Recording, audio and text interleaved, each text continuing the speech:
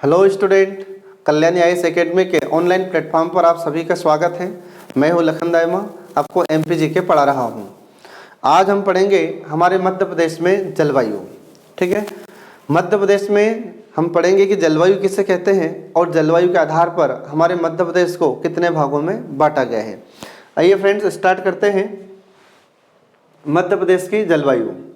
मध्य प्रदेश की जलवायु को पढ़ने से पहले हमें जलवायु का अर्थ पता होना चाहिए। तो जलवायु किसे कहते हैं? तो जलवायु का सीधा साफ अर्थ समझिएगा कि लंबे समय तक तापमान, वर्षा, आर्द्रता की मात्रा तथा वायु की गति का औसत रूप में पाया जाना जलवायु कहलाती है। ठीक है, क्या समझे आप इससे कि जब हम देखते हैं कि किसी भी क्षेत्र में लंबे समय तक तापमान, वर्षा और आर्द्रता की मात्रा तथा वायु की गति एक औसत मात्रा में जब पाई जाती है तो उसे हम जलवायु कहते हैं। ये जलवायु का अर्थ होता है फ्रेंड्स। फिर हम देखते हैं कि मौसम किसे कहा जाता है।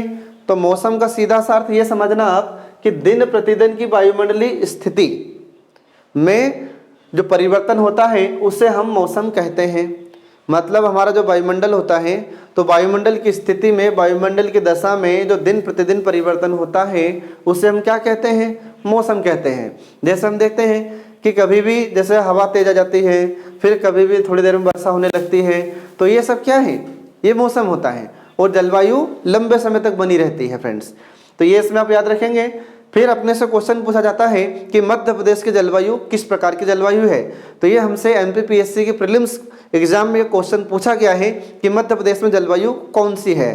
तो मध्य प्रदेश की जलवायु फ्रेंड्स आप याद रखेंगे, उष्णकटिबंधीय मानसूनी जलवायु है हमारे मध्य प्रदेश की। ये पूछा गया क्वेश्चन है, इसको आप याद रखना। ठीक है, अब इसको उष्णकटिबंधीय मानसूनी जलवायु क्यों कहते हैं? क्योंकि हमारा भारत उष्णकटिबंधीय क्षेत्र में आता है और यह उष्णकटिबंधीय क्षेत्र हमारी विषुवत रेखा से शुरू होता है, जो कि हमारे भारत तक और भारत के भाग तक आता है। ठीक है, तो हमारा भारत भी कहाँ, हमारा मध्य प्रदेश भी कहाँ स्थित है? तो हमारा मध्य प्रदेश भी भारत में स्थित है। तो इसलिए हमारा मध्य प्रदेश भी उष्णकटिबंधीय क्षेत्र में आने के कारण यहाँ पर जलवायु किस प्रकार की है? उष्णकटिबंधीय मानसूनी जलवायु है। ठीक है फ्रेंड्स, तो आई होप आप समझ गए होंगे। आगे बढ़ते हैं। हमारे विद्वानों ने जलवायु को कुछ अलग अलग भागों में बांटा है। तो किसने कौन सी जलवायु बताया है? तो इसमें आप देखिए, तो इसमें हम देखेंगे जैसे विद्वानों के नाम में थार्नथवेट है, A.R. सुब्रमण्यम है, श्रीमन नारायण और कोपेन है। इन्होंने अलग अलग भाग में इन जलवायु को बांटा है। तो किसने कितने भाग बताए हैं? तो पहला इसमें अपन देखते हैं कि थार्नथवेट ने 3 भाग बताए जलवायु के। कौन कौन से? तो इसने तर अल्पाद्र जलवायु, दूसरा है शुष्क अल्पाद्र जलवायु और तीसरा है अर्ध शुष्क जलवायु। ये 3 भाग में इसने बांटा है। अब किस आधार पर इसने 3 प्रकार बता दिए जलवायु के? तो इसने तापमान के आधार पर, वर्षा के आधार पर और जल के संतुलन के आधार पर, इन तीनों के संतुलन के आधार पर थार्नथवेट ने जलवायु के 3 प्रकार बताए हैं। तो यदि आपसे एग्जाम में क्वेश्चन पूछा जाता है कि थार्नथवेट के अनुसार जलवायु कितने प्रकार की होती है, तो ये आपको याद रखना है। ठीक है, तो यहाँ पर अपन देखते हैं, जैसे आप देख रहे हैं कि इसमें तरल अल्पाद्र जलवायु है। तो तरल अल्पाद्र जलवायु का मतलब क्या है कि यहाँ पर जलवायु आर्द्र तो है, परंतु इसमें हवा में पानी की मात्रा ज़्यादा होगी। तो ऐसे जलवायु को तरल अल्पाद्र जलवायु कहा जाता है। फिर इसके बाद में यहाँ पर अपन देखते हैं कि शुष्क अल्पाद्र जलवायु। तो यहाँ पर अपन देखते हैं कि इसमें हवा में पानी की मात्रा थोड़ी कम मात्रा में होती है, जिसको हम शुष्क अल्पाद्र जलवायु कहते हैं। और अर्ध शुष्क जलवायु मतलब यहाँ पर न तो ज़्यादा मात्रा होगी हवा में पानी की मात्रा और नहीं ज़्यादा कम होगी, तो इसलिए इसको क्या कहा जाता है? अर्ध शुष्क जलवायु कहा जाता है। तो ये तीनों के संतुलन के आधार पर, तापमान, वर्षा और जल, इन तीनों के संतुलन के आधार पर इसने 3 प्रकार बताए हैं थार्नथवेट ने। फिर इसके बाद में A.R. सुब्रमण्यम और T. श्रीमन नारायण ने जलवायु के 3 प्रकार बताए हैं। तो 3 प्रकार कौन कौन से फ्रेंड्स? तो पहला है इसमें अर्ध शुष्क अथवा स्टेपी जलवायु, दूसरा है गर्म शीतोष्ण वर्षा जलवायु, तीसरा है उष्णकटिबंधीय आर्द्र एवं शुष्क जलवायु। तो ये 3 प्रकार इसने बताए हैं। तो हम देखते हैं कि यहाँ पर अर्ध शुष्क मतलब आधा सूखा, तो ऐसा क्षेत्र ये स्टेपी क्षेत्र, तो स्टेपी क्या है, ये घास के मैदान है जो हमारे यूरेशिया क्षेत्र में पाए जाते हैं, तो उसे कहा जाता है स्टेपी घास के मैदान। तो वहाँ पर जो जिस प्रकार की जलवायु होती है उसका नाम है अर्ध शुष्क जलवायु। फिर इसके बाद में दूसरा है गर्म शीतोष्ण वर्षा जलवायु। तो मतलब यहाँ पर गर्म तो होती है पर न तो ज़्यादा ठंडी होती है और न ही ज़्यादा गर्म होगी। तो ऐसे गर्म शीतोष्ण जलवायु क्षेत्र यहाँ पर ये दूसरा प्रकार इसने बताया है इन दोनों ने मिलकर। फिर तीसरा प्रकार क्या है, तो तीसरा प्रकार उष्णकटिबंधीय आर्द्र एवं शुष्क जलवायु। तो उष्णकटिबंधीय क्षेत्र में जो क्षेत्र आते हैं वहाँ पर ये इस प्रकार की जलवायु होती है, उष्णकटिबंधीय जलवायु होती है। और शुष्क जलवायु, तो यहाँ पर हवाएं कैसी रहती है, सूखी, मतलब इसमें आर्द्रता थोड़ी कम होती है। तो ऐसे इसने तापमान और वर्षा के वितरण के आधार पर ये तीन प्रकार इन दोनों ने बताए हैं। फिर इसके बाद कोपेन ने, तो कोपेन ने दो प्रकार बताए हैं जलवायु के। दो प्रकार कौन कौन से हैं, तो एक तो उष्णकटिबंधीय सवाना जलवायु और दूसरा हो जाता है शुष्क शीत मानसूनी जलवायु। तो उष्णकटिबंधीय का मतलब फिर वही है कि जो उष्णकटिबंधीय क्षेत्र में आते हैं उसे उष्णकटिबंधीय जलवायु के नाम से जाना जाता है। और ये सवाना, यहाँ पर एक शब्द आया है, तो ये सवाना घास भूमि होती है। तो ये सवाना घास भूमि हमारे अफ्रीका क्षेत्र में होती है, ठीक है, ध्यान रखेंगे आप। तो वहाँ पर जो जलवायु होती है उसको नाम दिया गया उष्णकटिबंधीय सवाना जलवायु।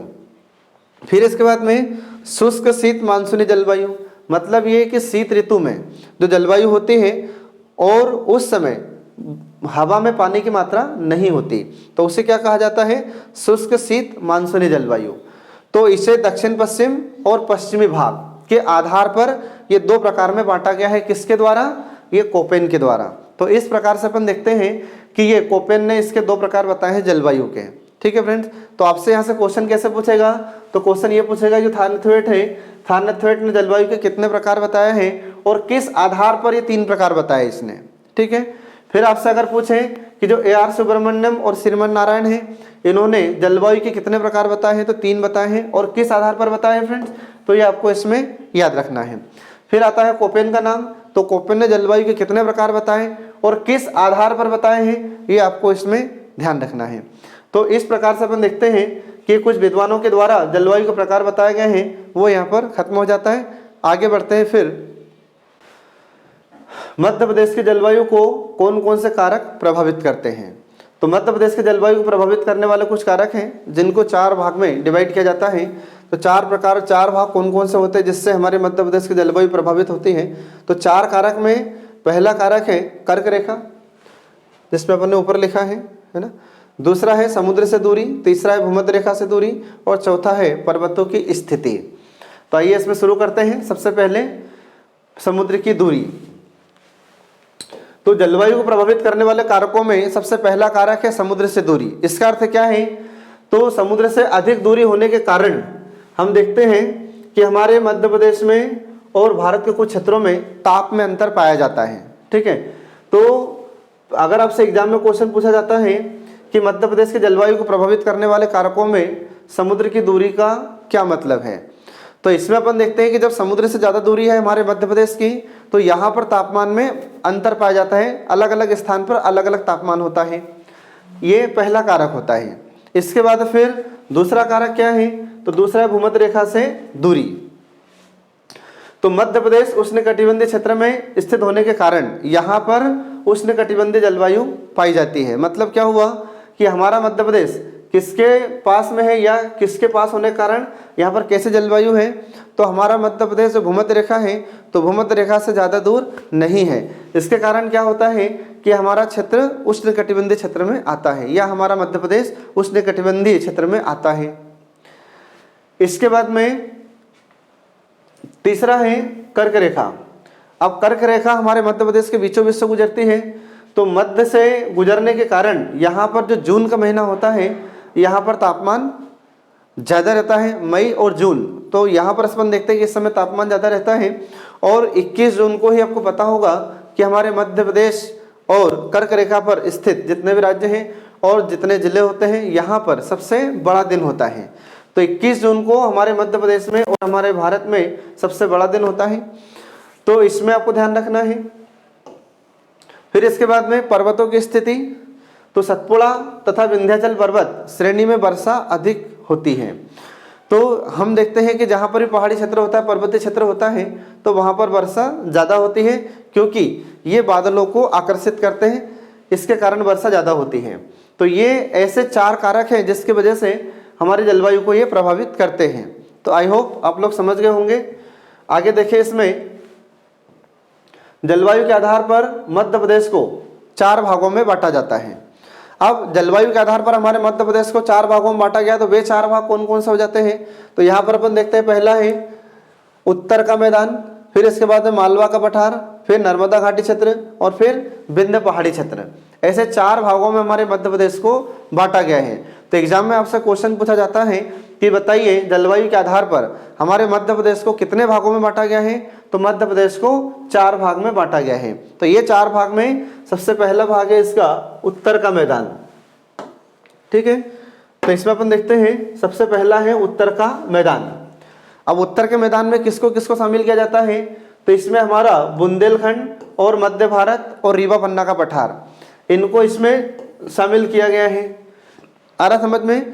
अब बुंदेलखंड में अगर मैं आपसे कहूं कि बुंदेलखंड क्षेत्र में कौन कौन से जिले आते हैं फ्रेंड्स, तो आपको इसमें याद रखना है। तो बुंदेलखंड में अपन देखते हैं, जैसे ग्वालियर है, दतिया है, नीचे अशोकनगर है, सागर है, इसके बाद दमोह है, ठीक है, निवाड़ी है, टीकमगढ़ है, आदि जिले इसमें आते हैं बुंदेलखंड क्षेत्र में। फिर इसके बाद मध्य भारत में, तो मध्य भारत में अपन देखते हैं कि ऊपर भिंड, मुरैना, श्योपुर, ठीक है, इसके बाद में शिवपुरी वाला हिस्सा है, ये किस में आ जाते हैं? मध्य भारत क्षेत्र में। और रीवा पन्ना के पठार में कौन कौन से जिले आ जाते हैं? तो रीवा पन्ना के पठार में रीवा है, पन्ना है, ठीक है, उसके बाद में उमरिया वाला पार्ट है, सीधी सिंगरौली वाला हिस्सा है, ये किस में आ जाते हैं? अपने मध्य भारत, इसमें रीवा पन्ना के पठार में विंध्य प्रदेश में आते हैं। तो इसमें अपन देखते हैं कि समुद्र से दूर होने के कारण यहाँ पर गर्मी में अधिक गर्मी पड़ती है, ठीक है। यहाँ पर अपन देखते हैं कि गर्मी में अधिक गर्मी पड़ती है और ठंड में अधिक ठंडी पड़ती है, ठीक है फ्रेंड्स। तो आपसे क्वेश्चन पूछा जाएगा कि मध्य प्रदेश को जो 4 भागों में बांटा गया है जलवायु के आधार पर, तो इसमें बताइए जो रीवा पन्ना का पठार है, यहाँ पर किस प्रकार से जलवायु पाई जाती है? तो आपको ध्यान रखना है कि यहाँ पर गर्मी में अधिक गर्मी होती है और ठंड में अधिक ठंड पड़ती है। तो एग्जाम में आपसे क्वेश्चन पूछ सकता है कि मध्य प्रदेश का वह कौन सा क्षेत्र है जहाँ पर गर्मी में अधिक गर्मी और ठंड में अधिक ठंडी पड़ती है? तो ये इनको आपको याद रखना है। फिर यहाँ पर अपन देखते हैं गर्मियों में तापमान 40 डिग्री सेल्सियस से 45.5 डिग्री सेल्सियस रहता है, और सर्दियों में तापमान कितना हो जाता है? तो सर्दियों में तापमान गिरकर 15 डिग्री सेल्सियस से 18 डिग्री सेल्सियस तक हो जाता है। फिर इसके बाद में इसी क्षेत्र में अपन देखते हैं कि सर्वाधिक गर्म स्थान कौन सा होता है? तो हमारा मध्य प्रदेश का सर्वाधिक गर्म स्थान गंज बसोदा, ये इसी क्षेत्र में आता है, उत्तर के मैदान में। और सर्वाधिक ठंडा स्थान शिवपुरी है। इसके बाद में हमारे मध्य प्रदेश में 2008 और 2012 में सर्वाधिक तापमान किसका रहा था? खजुराहो का रहा था। और यह खजुराहो किस जिले में आता है? छतरपुर जिले में आता है। इसके बाद में हम आगे बढ़ते हैं, दूसरा भाग आ जाता है मालवा का पठार। अब मालवा के पठार में अपन देखते हैं, तो मालवा का पठार किधर है? तो इसमें अपन देखते हैं कि मध्य भारत के पठार का जो निचला भाग है, ठीक है, यह मालवा का पठार है। और मालवा के पठार में कौन कौन से जिले आते हैं? तो मालवा के पठार में अपन देखते हैं जैसे इंदौर, देवास, उज्जैन, ठीक है, इसके बाद में रतलाम, धार, झाबुआ, अलीराजपुर, ये क्षेत्र किस में आ जाते हैं? मालवा के पठार में आते हैं। अब मालवा के पठार में किस प्रकार की जलवायु पाई जाती है? तो मालवा के पठार में सम जलवायु पाई जाती है, ध्यान रखना। मतलब क्या हुआ कि यहाँ पर न तो ग्रीष्म ऋतु में अधिक गर्मी होती है और न ही शीत ऋतु में अधिक ठंडी पड़ती है, इसलिए यहाँ की जलवायु कैसी है? सम जलवायु है। और इस जलवायु को सबसे अच्छी जलवायु बताया गया है। तो ये किसने कहा था? तो एक चीनी यात्री था, फाइयान। तो चीनी यात्री फाइयान, इसने मालवा की जलवायु को विश्व की सबसे अच्छी जलवायु, विश्व की श्रेष्ठ जलवायु बताया है। ये एग्जाम में अपने से क्वेश्चन पूछा जा चुका है, आप इसको अपने कॉपी में नोट कर लीजिए, ठीक है। इसके बाद में यहाँ पर अपन देखते हैं कि यहाँ अधिक वर्षा अरब सागर के मानसून से होती है। तो आपको याद रखना है कि हमारे भारत में सर्वाधिक वर्षा किससे होती है? तो दक्षिण पश्चिम मानसून से होती है। और यह दक्षिण पश्चिम मानसून अरब सागर से होते हुए हमारे मध्य प्रदेश और मध्य प्रदेश से होते हुए भारत के विभिन्न राज्यों में इससे वर्षा होती है। तो इसमें अपन देखते हैं कि हमारे मध्य प्रदेश में भी सबसे अधिक वर्षा किससे होती है, तो जो अरब सागर से आता है मानसून उससे ज़्यादा वर्षा होती है। फिर यहाँ पर हम देखते हैं कि गर्मी में तापमान कितना रहता है, 40 डिग्री सेल्सियस से 42 डिग्री सेल्सियस यहाँ का तापमान रहता है। और सर्दियों में तापमान कितना रहता है, तो 10 डिग्री सेल्सियस से 15 डिग्री सेल्सियस यहाँ का तापमान रहता है मालवा क्षेत्र का। फिर इसके बाद में अगला आ जाता है विंध्य का पहाड़ी क्षेत्र। अब इसमें अपन देखते हैं कि विंध्याचल पर्वत श्रेणी का जो आसपास का क्षेत्र है वह कहलाता है विंध्य का पहाड़ी क्षेत्र। अब इस विंध्याचल पर्वत श्रेणी में अपन देखते हैं कि इससे लगे हुए बहुत सारे क्षेत्र आते हैं। तो ये हमारे दक्षिणी मालवा से शुरू होकर कहाँ तक चली जाती है, ये अपने रीवा पन्ना के पठार वाले हिस्से तक विंध्याचल पर्वत श्रेणी जाती है। और यही विंध्याचल पर्वत श्रेणी हमारे भारत को दो भागों में बांटती है, उत्तर भारत और दक्षिण भारत। ठीक है, तो इसमें अपन देखते हैं कि विंध्याचल पर्वत का क्षेत्र सम जलवायु क्षेत्र है, तो इसको आप ध्यान रखेंगे। इसके बाद में यहाँ पर अधिक गर्मी नहीं पड़ती और ठंड में साधारण ठंड पड़ती है। तो आपसे क्वेश्चन यदि पूछा जाता है कि आप ये बताओ कि मध्य प्रदेश का ऐसा कौन सा क्षेत्र है कि जहाँ पर अधिक गर्मी नहीं पड़ती और ठंड में साधारण ठंड पड़ती है, तो ये आपको याद रखना है विंध्य का पहाड़ी क्षेत्र। ठीक है, अब यहाँ पर अपन देखते हैं कि अरब सागर और बंगाल की खाड़ी दोनों से ही जो मानसून आता है तो उसके कारण यहाँ पर वर्षा होती है। आपको इसमें याद रखना है। तो एग्जाम में यदि आपसे क्वेश्चन पूछे कि मध्य प्रदेश का ऐसा कौन सा क्षेत्र है जहाँ पर अरब सागर और बंगाल की खाड़ी दोनों तरफ के मानसून से वर्षा होती है, तो यह क्षेत्र है हमारा विंध्य का पहाड़ी क्षेत्र। तो इस क्षेत्र में हमारे मध्य प्रदेश के जबलपुर और अमरकंटक क्षेत्र आते हैं। ठीक है, इसके बाद फिर चौथा आ जाता है नर्मदा घाटी क्षेत्र। अब नर्मदा घाटी क्षेत्र किसे कहते हैं, तो नर्मदा नदी जिस क्षेत्र से होकर गुजरती है उसके आइट साइड का जो क्षेत्र है वह नर्मदा घाटी क्षेत्र कहलाता है। तो इस क्षेत्र में अपन देखते हैं कि यहाँ पर कर्क रेखा के लगभग ये समांतर है नर्मदा घाटी क्षेत्र, तो इसको याद रखेंगे आप लोग। तो कर्क रेखा के समांतर होने के कारण इस नर्मदा घाटी क्षेत्र में गर्मियों में तेज गर्मी पड़ती है, लेकिन सर्दी में सर्दी सामान्य रहती है। ये आपको इसमें याद रखना है। तो आपसे क्वेश्चन यदि पूछा जाए कि बताइए वह कौन सा क्षेत्र है कि जहाँ पर गर्मियों में तेज गर्मी पड़ती है और सर्दी में सर्दी सामान्य रहती है, तो यह क्षेत्र है हमारा नर्मदा घाटी क्षेत्र। इसको याद रखेंगे आप सभी लोग। इसके बाद में यहाँ पर अपन देखते हैं कि नर्मदा घाटी क्षेत्र में कुछ ऐसे भी क्षेत्र हैं जहाँ पर चट्टानें पाई जाती हैं। तो चट्टानें होने के कारण यहाँ का तापमान 46 डिग्री सेल्सियस से 50 डिग्री सेल्सियस के बीच हो जाता है। तो यह तापमान इतना कब होता है, तो यह तापमान ग्रीष्म ऋतु में होता है, मतलब गर्मी के दिनों में होता है। ये आप इसको याद रखेंगे। आगे बढ़ते हैं जलवायु परिवर्तन की प्रक्रिया। तो इस प्रकार से अपन देखते हैं फ्रेंड्स कि हमारे मध्य प्रदेश में जलवायु के आधार पर जो मध्य प्रदेश को 4 भागों में बांटा गया है वो खत्म हो जाता है। अब इसके बाद हम देखते हैं कि जलवायु में परिवर्तन होता कैसे है। तो जलवायु में परिवर्तन अपन देखते हैं कि सूर्य की स्थिति में परिवर्तन होता है, तो जिससे जलवायु में परिवर्तन भी होता है। अब इसका सीधा सा लॉजिक है, सीधा सा कारण समझिए आप कि जैसे हमारा जो ग्लोब है, ठीक है, तो ग्लोब पर अपन देखते हैं कि जो विषुवत रेखा खींची गई है, तो विषुवत रेखा पर जब सूर्य आता है तो विषुवत रेखा के बीचों बीच सूर्य की जब लंबवत किरणें पड़ती है, तो उस समय अपन देखते हैं कि हमारे कर्क रेखा और मकर रेखा दोनों तरफ दिन रात बराबर होते हैं। तो दिन रात बराबर किस स्थिति में होते हैं, कितनी तारीख को होते हैं, एक तो 23 सितंबर को और 21 मार्च को। इस 21 मार्च और 23 सितंबर को सूर्य विषुवत रेखा पर लंबवत रहता है, मतलब उस विषुवत रेखा पर सूर्य की किरणें सीधी पड़ती है। तो हमारे यहाँ पर कर्क रेखा और मकर रेखा दोनों पर ही दिन रात बराबर होते हैं।